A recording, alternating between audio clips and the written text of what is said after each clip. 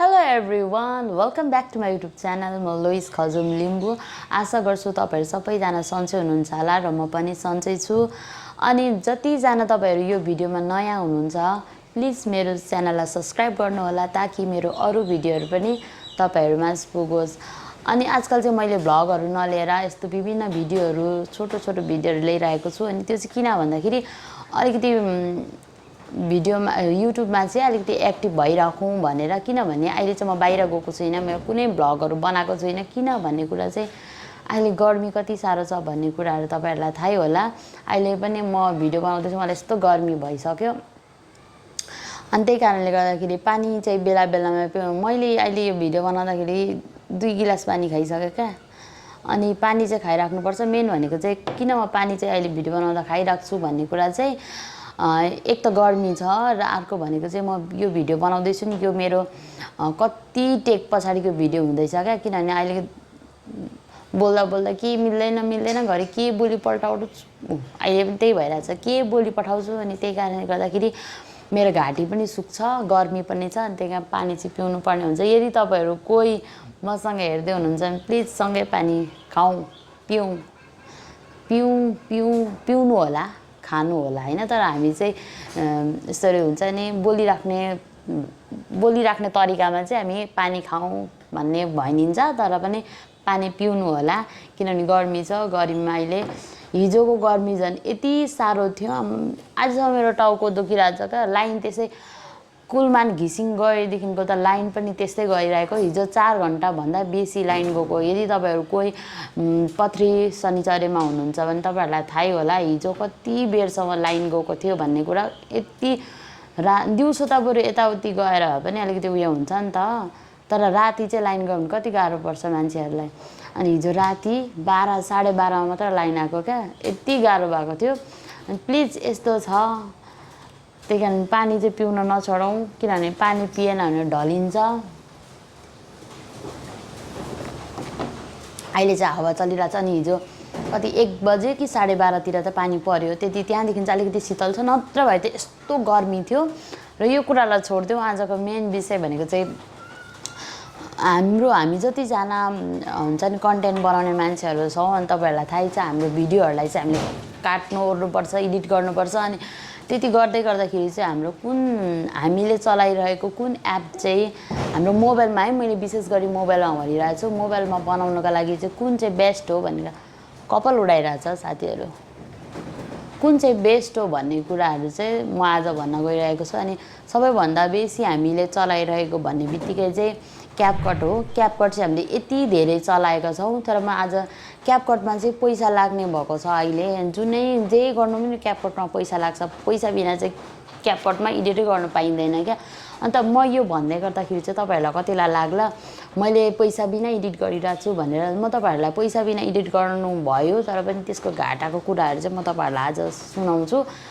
हामी क्यापकटबाट एडिट गर्न मिल्छ, नर्मल एडिट। अब त्यस्तो बेसी एडिट गर्नको लागि चाहिँ सबै कुराहरुमा चाहिँ अहिले पैसा लाग्ने भएको छ क्यापकटमा। अनि कुनै नर्मल तरिकाले हामीले एडिट गर्यौं भने पनि त्यहाँ मेन कुरा भनेको चाहिँ लोगो हटाउनु मिल्दैन।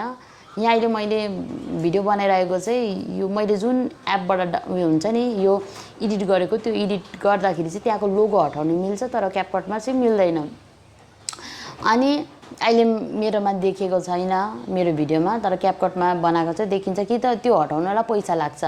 त्यसमा पनि पैसा लाग्ने भयो। अनि इफेक्टहरुमा त सबैमा पैसै लाग्छ आजकल। अनि त्यसपछि अर्को भनेको चाहिँ तपाईहरु जति तपाईहरुले क्यापकटमा बिना पैसामा एडिट गरेर हुन्छ नि युट्युबमा चलाइराख्नु भएको छ, भ्लगहरु एडिट गरिराख्नु भएको छ, तपाईहरुलाई थाहा छैन होला। तर तपाईको भिडियोको क्वालिटी चाहिँ क्यापकटले घटाइदिन्छ। किनभने क्यापकटमा चाहिँ तपाईहरुले हेर्न सक्नुहुन्छ कि त्यहाँको तपाईको एचडी मा तपाईको भिडियो चाहिँ एचडी मा छ भने पनि त्यहाँ गएपछि तपाईले सेभ गर्नको लागि चाहिँ अप्सनमा चाहिँ तपाईको भिडियो क्वालिटी घटाइदिरहेको हुन्छ क्यापकटले। यो कुरा तपाईहरुलाई थाहा छैन भने म स्क्रिनमा दिन्छु, तपाईहरु हेर्नुहोस्। तपाईहरुको क्वालिटी त्यसमा घटाइदिएको तपाईहरुलाई थाहा छ छैन।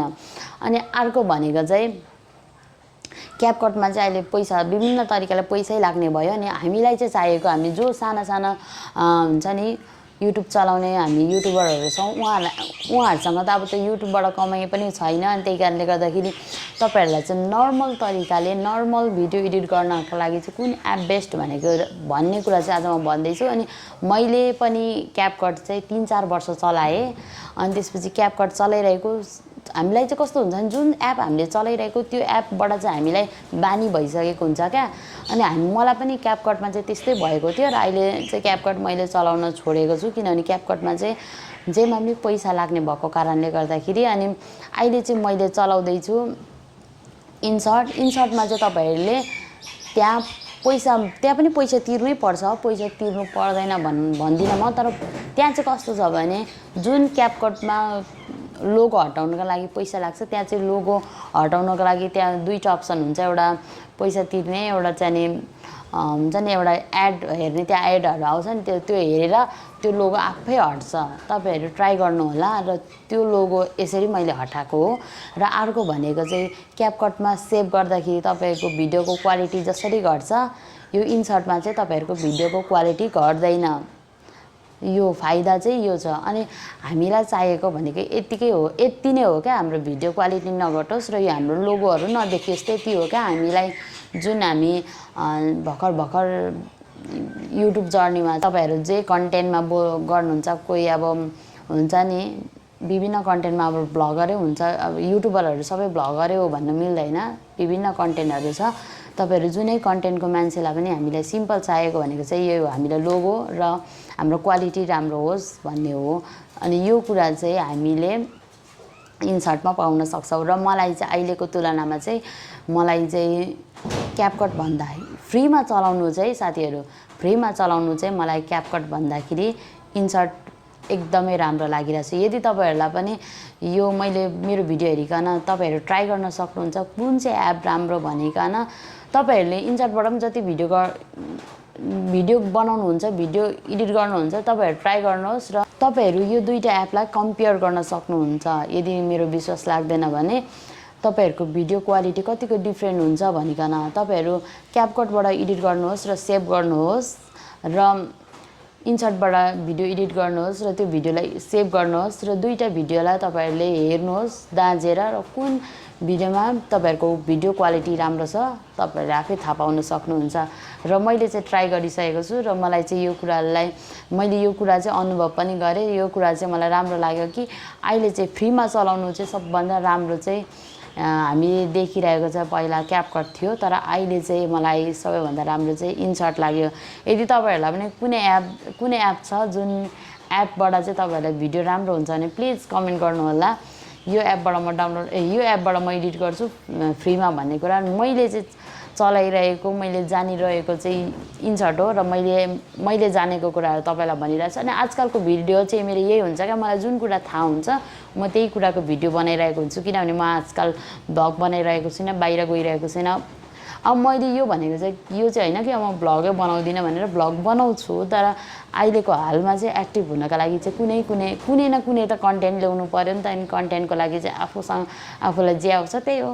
त्यही कारणले गर्दाखेरि तपाईहरु पनि यस्तै हो क्या, के भिडियो बनाउनु भन्नुहुन्छ नि, तपाईहरुलाई जे विषयमा थाहा छ त्यही विषयमा भिडियो बनाउनुहोस्, त्यही तपाईहरुको लागि कन्टेन्ट।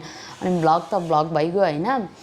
अनि र बाबाई, तपाईहरुलाई म यही भन्न चाहन्छु, तपाईहरुले अहिले जहिले ट्राई गर्नुहोस् र कम्पेयर गर्नुहोस् कुनको क्वालिटी राम्रो हुन्छ भनेको। लोगोको विषयमा त मैले भनिगएँ, लोगोको विषयमा त तपाईहरुले क्यापकटमा त लोगो हटाउनको लागि पैसै तिर्नुपर्छ, तर इन्सर्टमा चाहिँ पर्दैन, हट्छ। अहिले मैले हटाइरहेको छु त्यसरी नै। र क्वालिटीको विषयमा गयो, क्वालिटीको विषयमा तपाईहरु दुईटालाई कम्पेयर गर्नुहोस् र कमेन्ट गर्नुहोस् कुन चाहिँ राम्रो हो। मेरो लागि चाहिँ इन्सर्ट। Bye bye.